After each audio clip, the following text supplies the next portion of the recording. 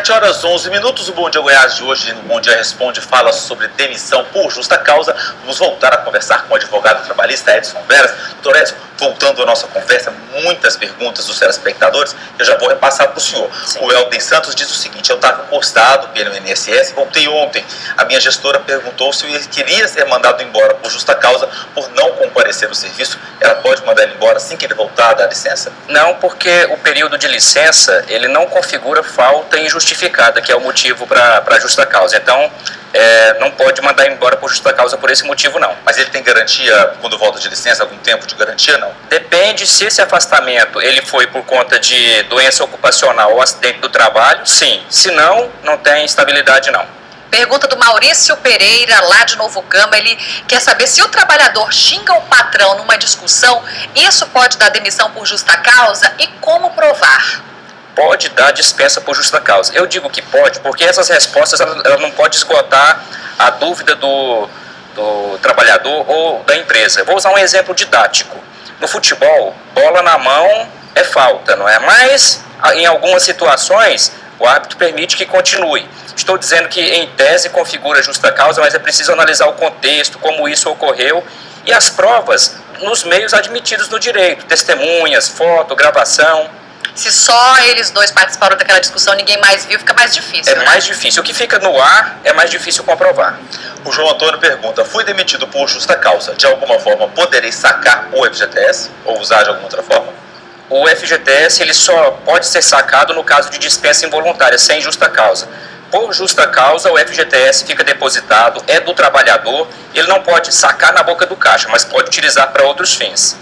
O Marcelo, ele pergunta aqui algo muito importante, que é até para o senhor explicar quais são os procedimentos no caso da demissão por justa causa. Ele fala o seguinte: quando o empregado chega embriagado e já consta 5 advertências por esse motivo, pode dar justa causa? E qual que é o procedimento que a empresa deve adotar? Adverte primeiro, já manda para a rua? A embriaguez habitual, ela dá justa causa. Se for constatado que aquela embriaguez é um problema de saúde, de doença, ele deve ser encaminhado para o INSS. Em relação ao procedimento, cada empresa deve adotar o seu procedimento. Ele falou em 5 advertências. Tem um número certo de advertências, de suspensões? Não. A empresa ela tem que ver a proporção entre a falha do empregado e a pena a ser aplicada. A pessoa que falta uma vez, ela pode ser mandada embora por justa causa já de imediato? Não, deve ser advertido. Agora, de repente, ela pratica um ato, uma falta grave. Pode ser dispensada já naquela primeira falta? Pode. Estou dizendo isso porque não existe. São 3 advertências, 2, 5. O que precisa é dessa avaliação da conduta do empregado. Vou dar um exemplo. Eu falei do futebol. O cartão amarelo, no caso da mão, antes do vermelho. Mas se a pessoa praticou uma falta grave ali no jogo do futebol, é vermelho direto. Depende do tamanho disso, né? A Juliana de Aparecida de Goiânia quer saber: quem foi demitido por justa causa pode entrar na justiça? Sim. Vai receber algum outro direito? Sim. O acesso à justiça, ele é para qualquer pessoa, para qualquer trabalhador. Normalmente, a justa causa, ela prejudica somente o acerto, a verba rescisória. Quem é dispensado por justa causa recebe só férias vencidas, se houver, e salário.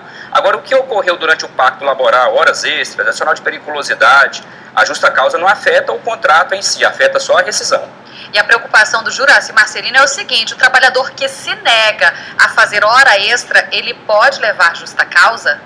Sempre a resposta depende, não é? Depende. Quando o empregado ele é contratado, no contrato dele, ele já se dispõe a, no caso de uma eventualidade, trabalhar para a empresa.